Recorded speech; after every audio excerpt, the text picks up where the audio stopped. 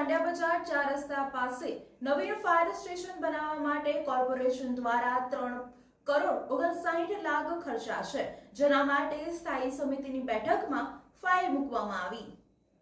દાંડિયા બજાર સ્થિત જર્જરિત થઈ ગયેલી શિક્ષણ સમિતિની ઓફિસ સામે આવેલા ફાયર સ્ટેશનની ઇમારત નવી બનાવવા પાછળ કોર્પોરેશન ₹3,59,60,00,000નો ખર્ચ કરશે, જે અંગેની દરખાસ્ત સ્થાયી સમિતિમાં રજૂ કરવામાં આવી છે। દાંડિયા બજાર ખાતે નવીન ફાયર સ્ટેશન બનાવવાના કામે સૌથી ઓછો ભાવપત્ર ભરનાર કોન્ટ્રાક્ટર HK રામાણીનું અંદાજિત રકમ ₹3,41,65,169 થી 5% વધુ મુજબના ₹3,59,60,69,070 ભાવપત્રને મંજૂર કરવા સ્થાયી સમિતિમાં ભલામણ કરવામાં આવી છે।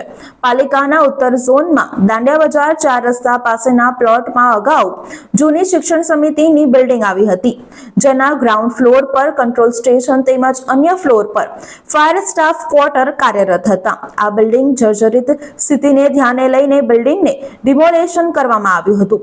હાલમાં ડિમોલેશન કરેલી બિલ્ડિંગના સામેના ભાગમાં ફાયર ટેન્કરો પાર્ક કરવાની હંગામી વ્યવસ્થા કાર્યરત છે।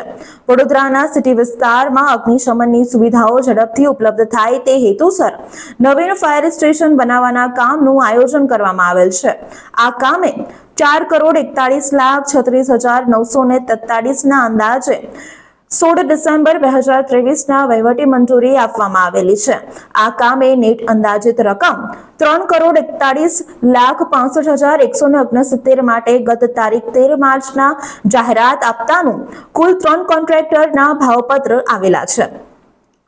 પ્રી વેરિફિકેશન કન્ડિશન મુજબ જેમાં સૌથી ઓછા ભાવનું ટેન્ડર HK રામાણીનું આવેલું છે, તે મંજૂર કરવા સ્થાયી સમિતિએ ભલામણ કરવામાં આવી છે, તેમ દરખાસ્તમાં જણાવ્યું છે।